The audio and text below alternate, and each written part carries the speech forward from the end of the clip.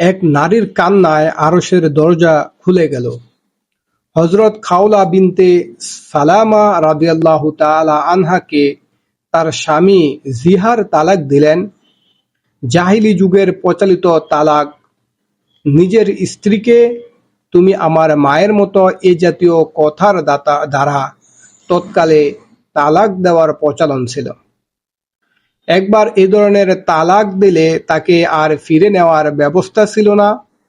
স্বামীর মুখে একথা শুনতেই হযরত খাওলা রাদিয়াল্লাহু তাআলা আনহা ছুটে এলেন হযরত রাসূলুল্লাহ সাল্লাল্লাহু আলাইহি ওয়াসাল্লাম এর দরবারে। আরজ করলেন, হে আল্লাহর রাসূল, আমার স্বামী আমাকে জিহার তালাক দিয়েছে, আপনি একটা ব্যবস্থা করুন। এটা ছিল জাহিলি যুগের তালাক। শরীয়তে তখনও এ সম্পর্কিত কোনো বিধিবিধান অবতীর্ণ হয়নি। তাই হযরত রাসূলুল্লাহ সাল্লাল্লাহু আলাইহি ওয়াসাল্লাম তৎকালীন নিয়ম অনুযায়ী বলে দিলেন, তালাক হয়ে গেছে। হযরত খাওলা রাদিয়াল্লাহু তাআলা আনহা আরজ করিলেন, তাহলে আমি এখন কোথায় যাব?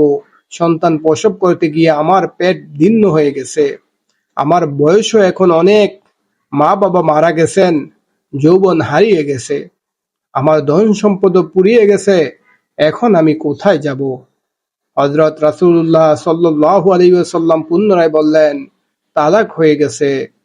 হযরত খাওলা রাদিয়াল্লাহু তাআলা আনহা আরজ করিলেন, হে আল্লাহর রাসূল, এ বিধান রহিত করে দিন। তার অনুরোধে হযরত রাসূলুল্লাহ সাল্লাল্লাহু আলাইহি ওয়াসাল্লাম কোনো কথা বলতে পারেন নাই, মাথা নত করে বসে রইলেন। একবার হযরত খাওলা রাদিয়াল্লাহু তাআলা আনহা বললেন, হে আল্লাহর রাসূল, আপনি যদি আমার কথা না রাখেন তাহলে আমি নিজেই আমার আল্লাহকে আমার কথা বলবো। আপনি যদি আমার কথা না রাখেন তাহলে আমি নিজেই আমার আল্লাহকে আমার কথা বলবো। এরপর তিনি আকাশের দিকে তাকালেন, আল্লাহর দরবারে হাত তুলে অশ্রু সজল চোখে আবেদন করলেন, অর্থাৎ, হে আল্লাহ, তুমি জানো আমার ছোট ছোট কয়েকজন সন্তান রয়েছে, যদি আমি তাদেরকে আমার কাছে রাখি তাহলে তারা ক্ষুধায় কষ্ট পাবে, আর যদি আমার স্বামীর কাছে ছেড়ে দেই তাহলে তারা ধ্বংস হয়ে যাবে।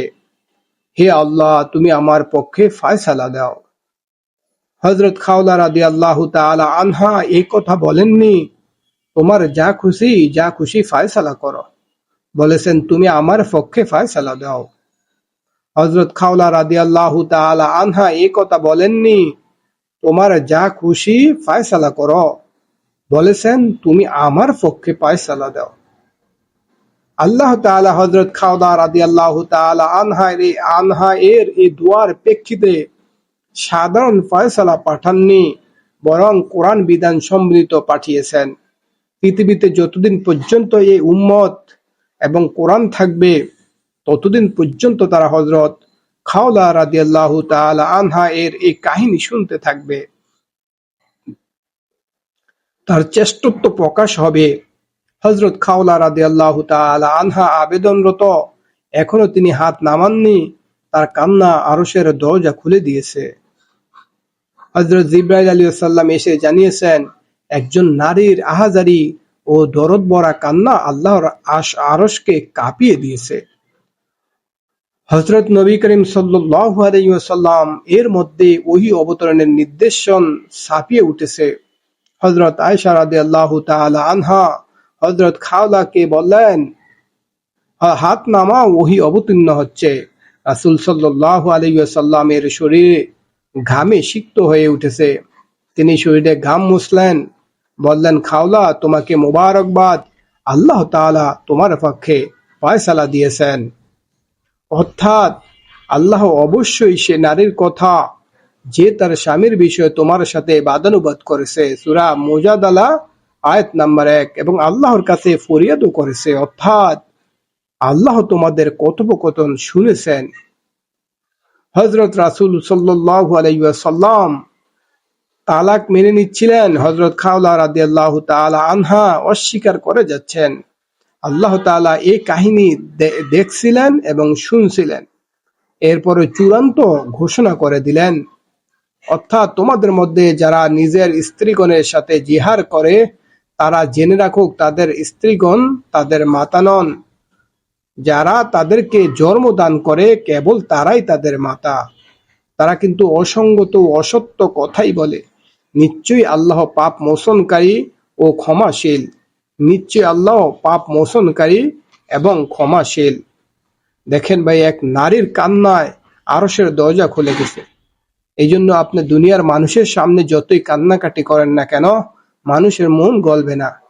কিন্তু আপনি যদি দুই হাত উঠিয়ে আল্লাহর দরবারে কাঁদতে পারেন, তাহলে কিন্তু আপনার দুনিয়াও সফলতা হয়ে যাবে, আখিরাতও সফলতা হয়ে যাবে। দুনিয়ার মানুষের বাবা মার তুলনায়, দুনিয়ার মানুষের তুলনায় আল্লাহ তাআলার দয়া, আল্লাহ তাআলার মায়ার সাগর অনেক বড়। ইমাম গাজ্জালী রহমাতুল্লাহ বলেন, যদি একটা আঙ্গুল সমুদ্রের মধ্যে চুবানো হয়, চুবিয়ে আঙ্গুলটা আবার আপনি উঠিয়ে নিয়ে আসলেন, আসার পর যে পরিমাণ আঙ্গুলের মধ্যে পানি আসবে, এটাকে 100 ভাগ করে এক ভাগ দয়া আল্লাহ তাআলা হুজুর পাক সাল্লাল্লাহু আলাইহি সাল্লামকে দিয়েছেন। হুজুর পাক সাল্লাল্লাহু আলাইহি সাল্লাম থেকে আবার এই দয়াগুলা ভাগ হইতে হইতে মানুষের মধ্যে দিলে দিলে আসছে। তাহলে দেখেন, দুনিয়ায় একজন আরেকজনের জন্য এত পাগল, এত মায়া, এত মোহাব্বত। আর এই যে সমুদ্র থেকে যে সমুদ্রটা, এটা হলো আল্লাহ তাআলার দয়া। আল্লাহ তাআলা, আল্লাহর নামে একটা নাম গফফার, আল্লাহর নাম আরেকটা নাম হলো রহিম। আল্লাহ হইলো দয়ার সাগর। এই জন্য আমাদের যা কিছু প্রয়োজন আল্লাহর কাছ থেকে চাবো। আল্লাহ তাআলার খাজানায় কোনো কিছুর অভাব নাই। আমরা আল্লাহ তাআলার খাজানার থেকে নেওয়ার চেষ্টা করবো ইনশাআল্লাহ। আল্লাহ হাফেজ। আসসালামু আলাইকুম ওয়া রাহমাতুল্লাহ।